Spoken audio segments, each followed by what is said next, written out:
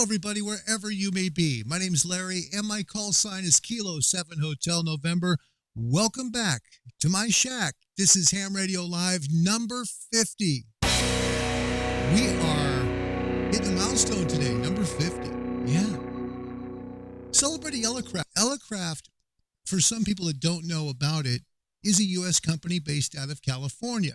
And they started out basically as two guys who just had a dream, and they wanted to build a better radio, but they thought of it in the way of trying to make a radio that was modular, that people could build themselves. Neat idea. And after lots of walks on the beach and lots of time talking, they developed the very first Elecraft radio. Pretty cool stuff. Wayne Burdick, one of the originators of Elecraft, he has a degree in cognitive science, but he's an avid QRP guy. Loves ham radio QRP. That's low power for people who aren't in ham radio. QRP stands for low power transmission. Okay. And then his partner, who is Eric Schwartz, avid DX guy, loves long distance work and picking up signals. Wayne has a degree in electrical engineering. These two guys got together back in the 1990s, and you have to excuse my dogs. They're really hyper today for some reason. You know, the seasons are changing, and I think they're just not ready for summer to be over yet. Anyway, they developed the first radio that they would make, and it was called the K2. Now, this is what it looked like. Imagine all the work that went into making that, because the purpose of Elecraft, its mission essentially was to work together. And I'm going to try and take some of this hiss still out. It's driving me crazy. The hiss is just awful. Sorry. All right. So their mission was to make a modular unit. Think of it like an electrical Lego set for ham radio. You add what you want. You can buy it the way you want, and then later add the stuff you maybe can't afford to add then later on. It's built to be expanded. That's the cool part about Elecraft radios. It really is. They are made to be customized. And the other thing that Elecraft is exceptionally good at is they listen to their customer base. They've always been amazing at listening to their customers. Things that they want added, they look into, and they try and put those ads in further releases. So this is the original Elecraft. Yep, this is the K2. And it came out in 1998. This was their first rig. But then they kind of really broke the world open when they came out with their next radio, which was a huge, huge hit. It was the K3. The K3, which was available until this year, was a stalwart for contesters, for people who are really serious about picking up DX calls, transmissions. It's built in a way that it's just got, in the radio world, we call it great ears. It can not only hear far off signals well, which is called sensitivity, okay, for your test, that's sensitivity, but it can also separate those signals when they're close together. That's called selectivity. So this radio, it will probably go down as the best, if not one of the best for sure, analog ham radios ever made. It truly, to this day, is a very coveted radio. And they just stopped making them this year. They really did. So this is the Elecraft K3. Multiple additions to it, multiple options. You can add, if you couldn't afford, for example, the auto tuner for it, you could buy it. You could add it later. Just put it right in there. Open the case up, add the module, close the case up, and away you go. That's how they built it. Isn't that cool? I mean, I think that's just fascinating. You can build the radio you want, the way you want, and then plan for the future. So when they would think so forwardly that when they would upgrade rigs or upgrade what the rig could do, for example, in the K3 line, if you wanted to make it, say, a K3S, if you wanted to make a K3S out of it, you could do that. They had a module you could put into the K3 and make it a K3S.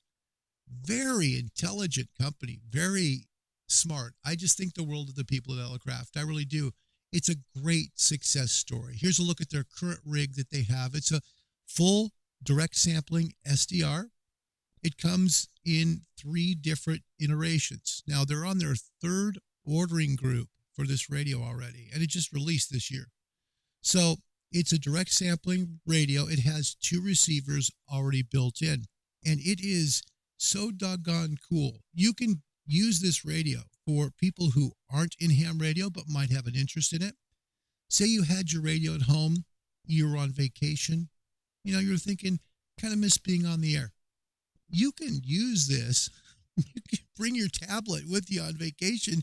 You can hook it up to your tablet and you're on the radio. You can control it from home. It's that cool. And there's 3 different flavors really of this radio, as they call it, on the Elecraft site.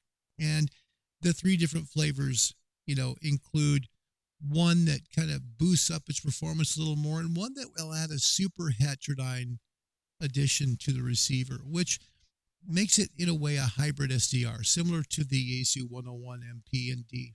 But yeah, there's the K4. Right now about $4,100, and I know that they're taking orders for this at Elecraft. So I wanted to show a little bit about them to start the show today, because it's one of my favorite companies in ham radio. It really is. And I'll tell you, I pray before I end my career that I'll have a K3 on my desk. And it's because I really appreciate super heterodyne radios a lot. I love analog radios. That's what I grew up with. So for me, using one is a treat because they're just comfortable for me. SDRs can be pretty easy and they're adjustable infinitely in many ways, but there's just something about an analog rig that is so sweet. It really is. All right, let's talk about the test today. We're going to add a segment to the show before we go with some hopeful QSOs. The conditions, they do change. Last night was pretty rough. We'll see how things go today. But I want to add a few questions to each show and explain why. It's one thing to memorize answers on tests or take ham tests and kind of think, well, okay, that makes sense. I want to try and explain to you why the answer is the way it is. Because there are some things on the ham test, whether you take the technician or the general or the extra in the United States for the FCC test, that you really need to carefully read the question, all right, and understand that the question sometimes can lead to the answer pretty easily, okay? Let's take a few sample questions, okay, from the test. This is from the current technician test that's available under the FCC in the United States, okay? So it's asking here, which component is number 2 in this figure, okay? And it gives you the choice, the resistor, that would be A, okay? B would be the transistor, and that would be the second choice. Your third is indicator lamp, and the fourth is your connector, okay? So in this case, the answer is B. That's a transistor. Number 2 is a transistor, okay? It'll show you the gate there, which way it goes. And the way I learned it, for me personally, and I'm not a person who's building radios or any of that stuff, but it was interesting to me. I looked at the incoming line coming in, and then that solid line in the center of number 2 that goes vertical makes a T. So for me, I thought of that. Easy, transistor.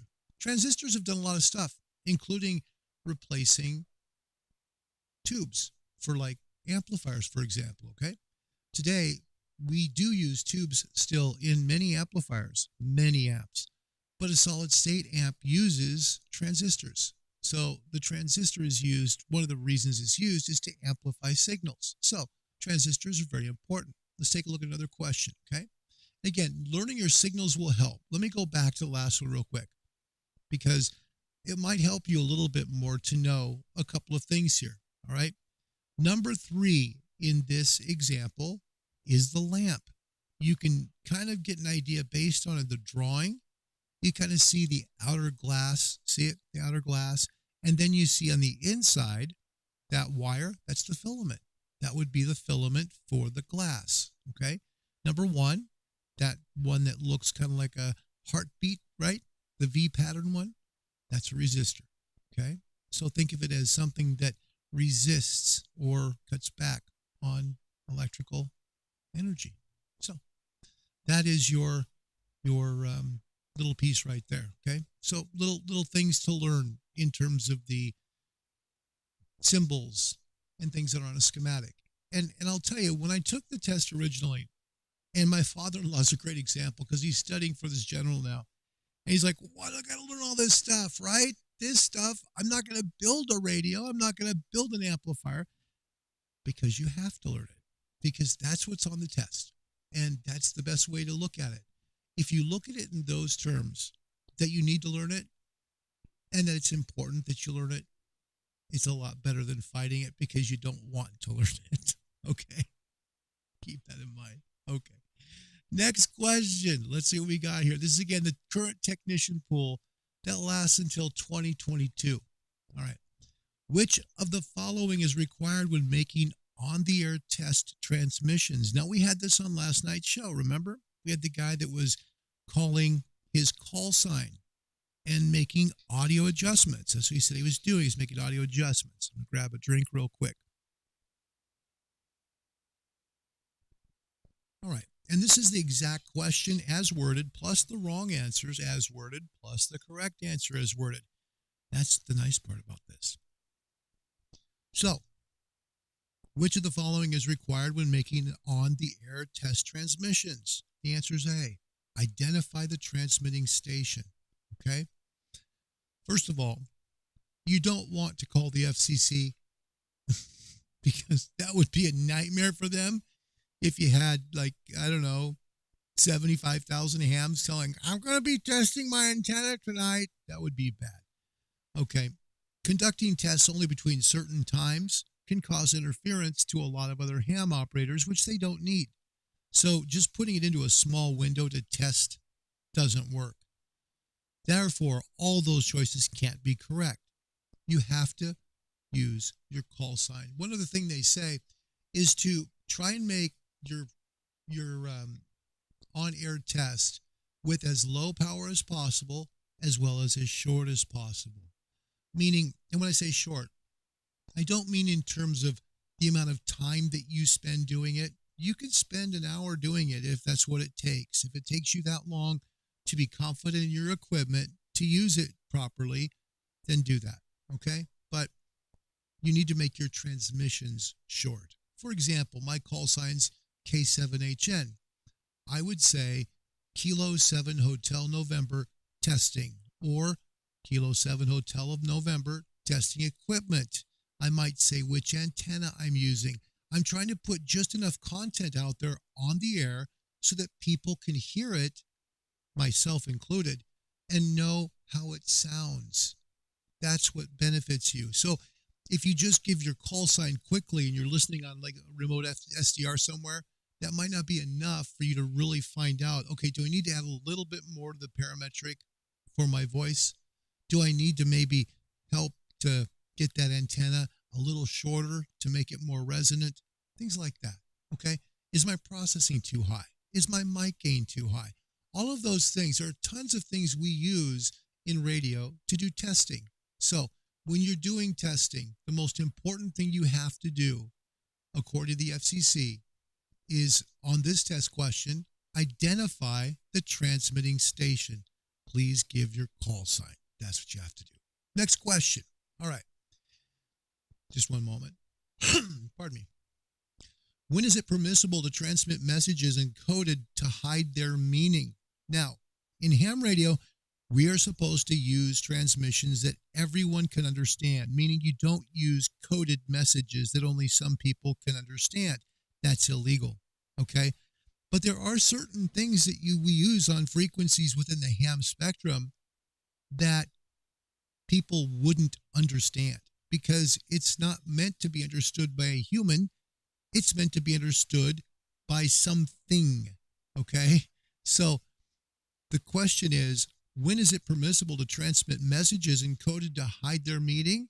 The answer is only when transmitting control commands to space stations or radio control craft. That's your answer. Okay. Because you can't really do anything with those. Those are set up usually by commercial companies to control various aircraft, right? So because of that, you're not going to be able to understand. You just won't. It's the way it works. Okay. So that's pretty easy. That one's not hard to understand. Okay. It makes sense. Only when you're doing remote control stuff. All right. Next. Which of the following is a result of the fact that the amateur radio service is secondary in all or portions of some amateur bands, such as portions of the 70 centimeter band? And again, 70 centimeters is way up on UHF. Okay. So this is going to be mostly line of sight stuff. It's just the way it is. So in this question, the answer is U.S. amateurs may find non-amateur stations in those portions and must avoid interfering with them. Now, this is very important. This is very important, not only to this question, but to subsequent questions that will be like it. Okay? Look at how it's worded. Look at how this is worded. Which of the following is a result of the fact that the amateur radio service is secondary? That's all you need to know. Secondary. We are secondary. We're secondary to shortwave broadcasts. We're secondary to any emergency broadcast of any kind. We must release the frequency immediately if there's an emergency and someone needs that frequency. The other issue here is if you hear a shortwave signal somewhere, let's say on 40 meters over 7.2 megahertz at night, there are lots of shortwave stations that populate that area sometimes when propagation is good. They spend multi-millions of dollars on their stations. So because of that, you have to back off. You can't go near them and cause any interference to their signal. This is important. This is where knowing how sideband works. Okay? Sideband, remember we talked about this before, 10 megahertz. So WWV on 10 megahertz is really the dividing line. Right there, if you go below 10 megahertz, you need to be on lower sideband.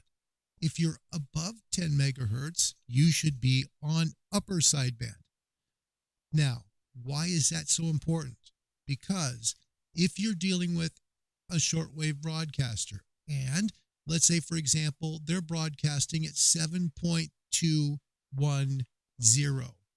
you, because you're on lower sideband, will have a frequency that will be from your center frequency down 3 kilohertz, provided you haven't changed your radio settings. If you change, some people change radio settings to ESSB and widen out their TX transmit setting, but we're talking about the typical 2.7 to 3 kilohertz transmission signal for a ham broadcaster. All right.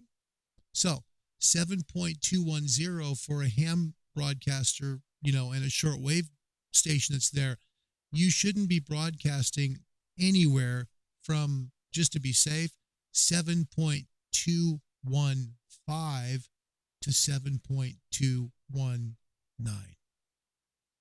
That's 6 kilohertz. And I know that. But the point is, you don't want any, if you got splatter a little more coming off of your frequency, so you're going a little wider than 3 kilohertz, you don't want any part of that signal going near that shortwave broadcaster. Plus, the shortwave broadcaster has sometimes over 1 million watts of broadcast power, and they're directionally tuned towards you. They're going to overpower your signal anyway. Best thing to do, move away from it. Just get away from it.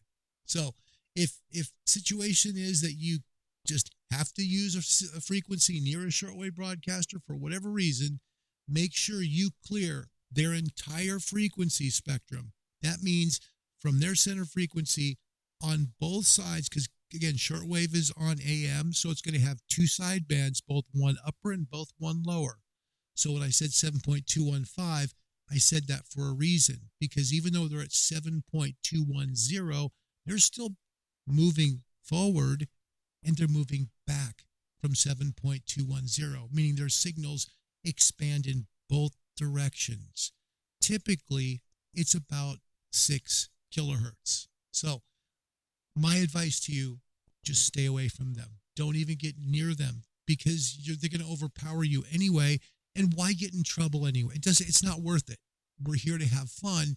We're not here to interfere with other people's broadcasts, okay? So please remember, ham broadcasting is secondary to shortwave commercial broadcasts, right? Also to any emergency broadcast. Next question, and we're going to just do 2 more. When is the minimum safe distance? What is it from a power line to allow when installing an antenna? This is important, friends, and it could save your life. And it sounds so simple. And if you look at the answers, it really is. The answers given, and these are the exact answers on the test: half the width of your property. Okay. Well, if your property is, say, 50 feet wide, and you put up a 70-foot antenna on your property, all right, that's already going to be falling way over half the width of your property. And if you have a property line out front, it's going to probably hit it on the way down. So that's not a good answer. B, the height of the power line above ground. Obviously, you wouldn't want to do that because if you put your antenna that high, it can counteract with that power line. You don't want that. That's a real problem. C, 1/2 wavelength at the operating frequency. That just makes no sense. It just makes no sense because you could be talking sometimes well over 50 feet right there alone, and power lines are typically about 30 or 40 feet in the air. So that makes no sense. The answer is D. Enough so that if the antenna falls unexpectedly, no part of it can come closer than 10 feet to the power wires. And there's a reason again for this. Think about it. Your antenna falls. It's windy, right? The wind blows power lines too. It can be a little sway in the wire lines. You want to make sure there's enough room in case that antenna falls that you don't strike the power line. It's for your safety, and it could save your life and that of your family too. Okay? It's supposed to be fun, right? It's a hobby. We're supposed to have fun here. All right, last question. Which of these precautions should be taken when installing devices for lightning protection in a coaxial cable feed line? This one's a big one. This is very important. And there's enough here for a lot of younger hams or new hams that this might be very, I guess the word would be confusing. It could come across very confusing. And I want to explain this because grounding is something we don't talk enough about, but it's very important. All right, the first answer, include a parallel bypass switch for each protector so that it can be switched out of a circuit when running high power. Okay, high power has nothing to do with lightning. That's not the answer, okay? So it doesn't matter. You could be running QRP. We're talking about lightning protection, not high power. B, include a series switch in the ground line of each protector to prevent RF overload from inadvertently damaging the protector. Again, we're not talking about RF overload. We're talking about lightning protection. C, keep the ground wires from each protector separate and connected to station ground. No.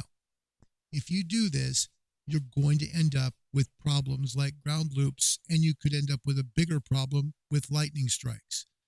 The answer is D. Mount all of the protectors on a metal plate that is in turn connected to an external ground rod. Okay, so picture this. You have all these protectors. They're all connected to a metal plate. Doesn't matter what shape it is. Round, rectangular, big square, metal. Connect them to that metal plate, and that metal plate with as short of a connection as possible to that ground rod. Make sure it's as short of a run as you can because you don't want problems with lightning. One of the scariest things, and even if you have a great lightning protection system, please, new hams, people who'd like to be ham operators, make sure you unplug your gear, unplug your radio, just disconnect your coax. Okay, get it offline. Take your radio, unplug it, all of that, because you don't want a power surge if it's close to your property to blow up your gear. You don't want it to ruin your house. Grounding is so important. It really is. So please take this stuff very seriously. Those are why the questions are the way they are. And hopefully a little better explanation about why. All right. Okay. Channel news. Big stuff. Next week on Thursday, right here, we'll have Michael Walker from Flex Radio Systems. He'll be answering your questions live. Remember to join us. The show is going to be at 20 Zulu on Thursday. So please make sure and join us for Mike Walker. He'll be talking all things Flex, from the history of the channel, of the company, to their products, to answering your questions. This is a great opportunity, guys, because you know what? Hamventions and swap meets and all that stuff are closed pretty much everywhere because of the coronavirus. You get a chance one-on-one to meet with Mr. Walker from Flex. Hi, everybody. Sorry, we just had a streaming problem. I don't know why, but we're back. Okay, here's the deal. And Alonzo, thank you for your kindness. That's why we're here. Look, the station exists. I was talking to an executive from ICOM North America this week, and he asked the greatest question that any of the manufacturers have asked me about regarding this channel. Why does it exist? It exists because I waited too long. I did. I wanted to be a ham radio operator in 1978. I couldn't learn Morse code. That was part of the requirement. When older hams start buzzing about, newer hams being not so good of hams because they didn't have to pass the code requirement, I crawl malarkey on that all day long. And the reason I do is because there's plenty of us out there who know enough about radio too, but just couldn't learn code. But code isn't radio. It's a part of radio. Okay?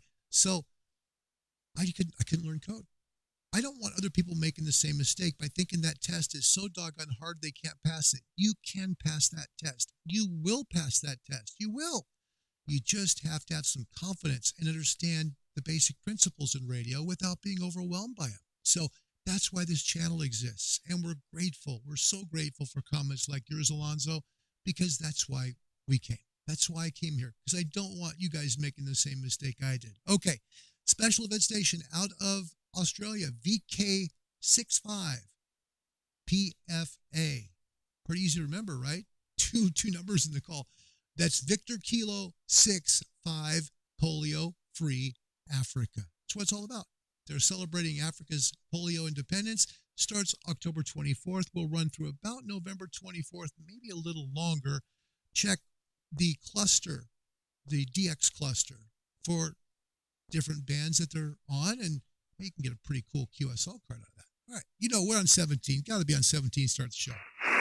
Let's see what's going on 17 meters, just to say a quick howdy do. Hopefully make a call or two, or maybe three. We'll see. 17's my favorite.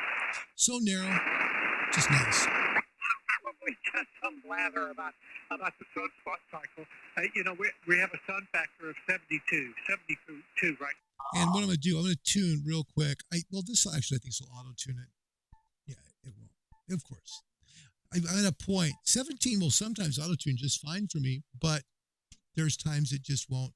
But the MFJ 998, again, quick and ready to go. Love that tuner. It's so easy to use. So we'll wait for a break real quick to say hello. How are you today? It's a good day. Today is, it's Friday. That's always good. Lots of prayers going to one of our listeners and good friends, Ward Dixon in California. Had a medical procedure done today. Ward, the channel's very best wishes to you, and personally from me to you. Get well, buddy. Get well. We need you, and we love you. Okay? So get better. 73, Bob. Catch you later. WB5 ARRL. Kilo 7 Hotel November.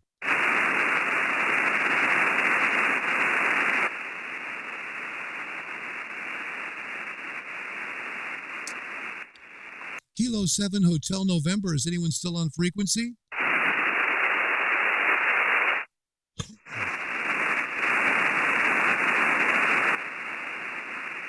We have another signal over here, so we can try that. Again, The angle of the camera, please excuse it. This is the time of year in fall where we can just get some nasty reflection. Don't hear anything there. Kilo 7 Hotel November QSY. All right, so we'll move.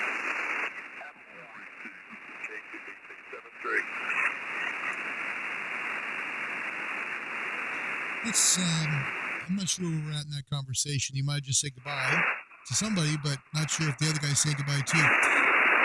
Kilo 7 Hotel November. Yeah, stand by.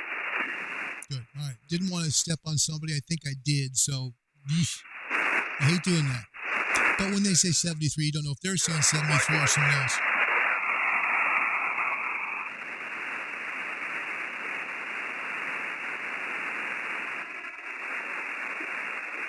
And again, this is a matter of just what I'm doing. Let me move over to the other camera. We got a new camera, guys. Hey, about that. We got ourselves a brand new camera. Roger that. Just wanted to say a quick hello. My call is Kilo 7 Hotel November. My QTH is Independence, Oregon. QSL. Sure, okay. Michael, was anybody calling you on 32? Sorry.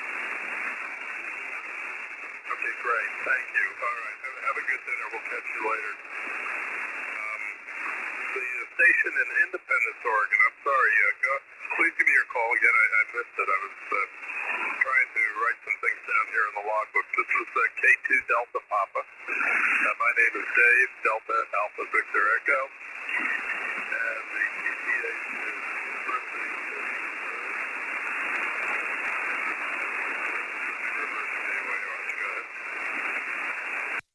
of QSL, Dave. Thank you. My call sign is Kilo 7 Hotel November. Didn't mean to step on your QSO there. Please forgive me. My Independence, Oregon is my QTH. You're coming in right about a 5.7 here. Good signal, nice modulation. You sound good. I do a ham radio show to encourage people to get on the air on YouTube. And so you're live right now. And I just wanted to make a quick call on 17 and say hello. So there you were.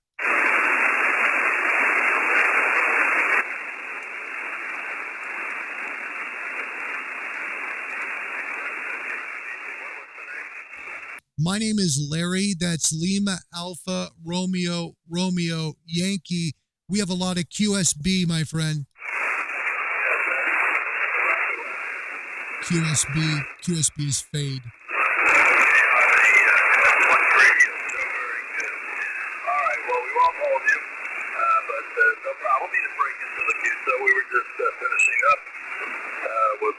Michael, W7RAT up in Portland, and I've just been playing around with some antennas, so I was just tune across this band to see what it was doing, but yeah, the band's up and down, but you were thinking about it live.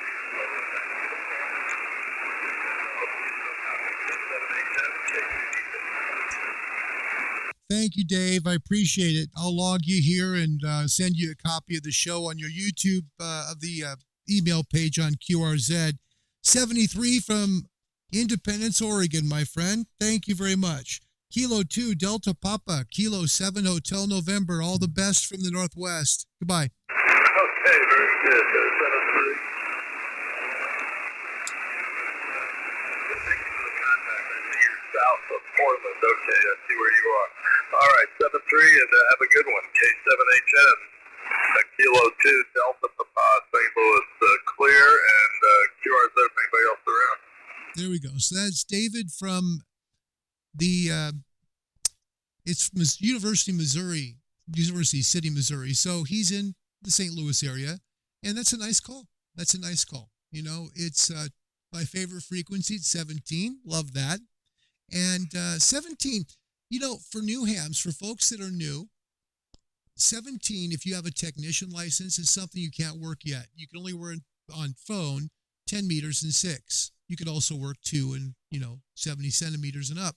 But if you want to work the HF bands, you're pretty stuck on 2 meters and 6. Sorry, 2, 6, 10. There you go. Okay. So 17 isn't open to you. So license up. Get that general so you can use that frequency. You'd love 17. 17 is a breeze and it's easy. It's so narrow in the amount of kilohertz to us to use that it's typically easy to find signals on it.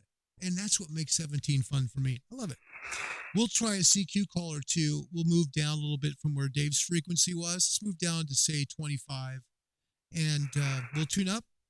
We'll see if we can say a quick hello to some folks. And we'll call the show a wrap. Again, we're celebrating Elecraft today.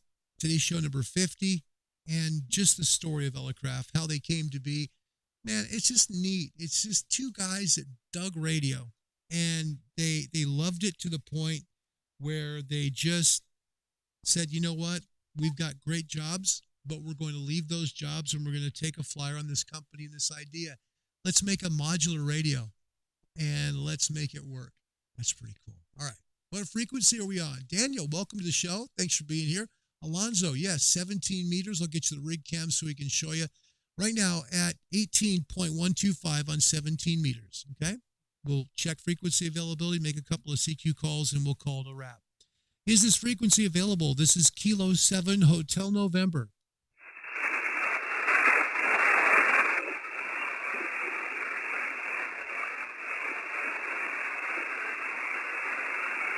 Always take a little bit of time. Always give a little time to listen back. Make sure you don't hear somebody in the background.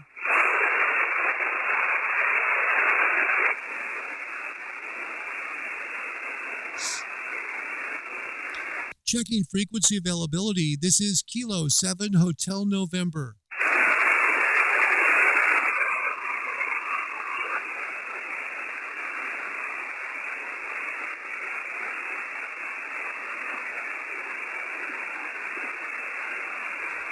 CQ 17. This is Kilo 7 Hotel November. Kilo 7 Hotel November. Calling CQ. CQ 17 meters from the Pacific Northwest of Oregon. This is Kilo 7 Hotel November, Kilowatt 7 Hotel November, calling CQ and listening.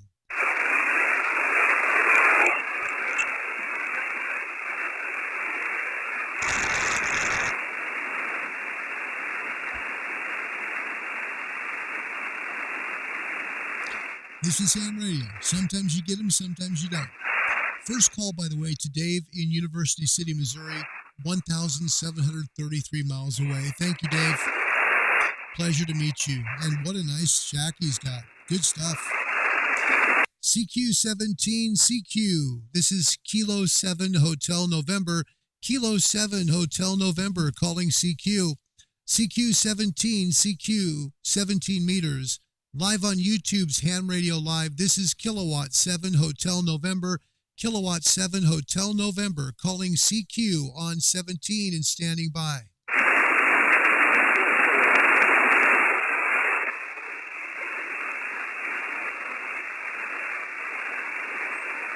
Again, please.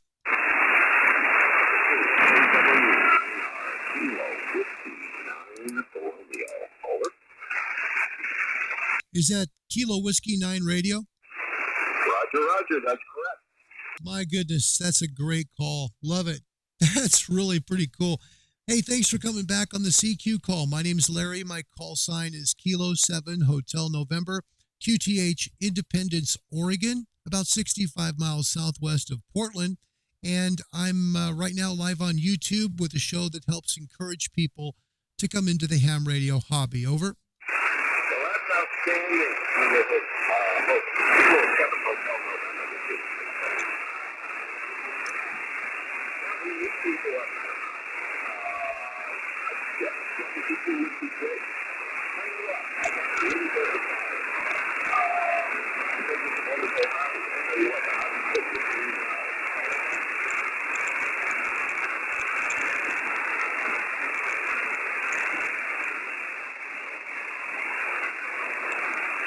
We have so much fade. Ugh.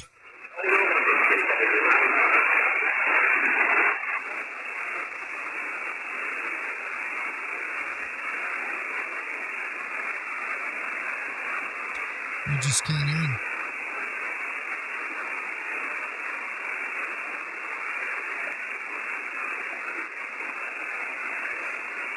See, I think he's still talking, and it's hard to hear. Just the band is fading. It's starting to go long.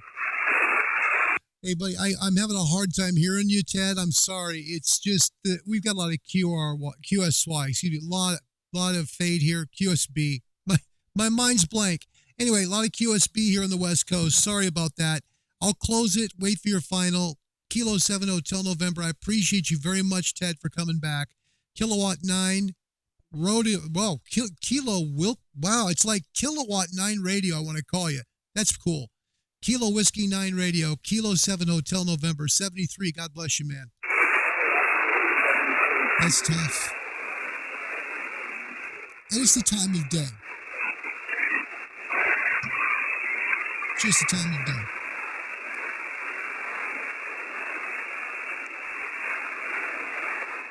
Okay, anyone still on frequency? This is Kilo 7 Hotel November.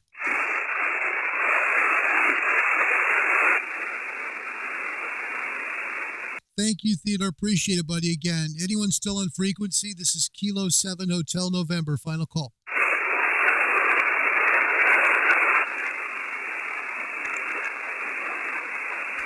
Hi, Kilo 7 Hotel November, QRT. Thanks, everyone. Bye. Okay, that's good. We have done enough, considering that we had a stream drop, and then we came back. Thankfully, we came back quickly. That was good. That was Ted Nicholson, who lives in Wisconsin. So 2 calls to the Midwest. First one to Missouri. Next one a little farther north up to Wisconsin. That second call, about the same distance. Okay. That one from my location here in Oregon is 1,668 miles away. So right about 100, maybe 200 miles away from the last one. Nice call. Good to do that.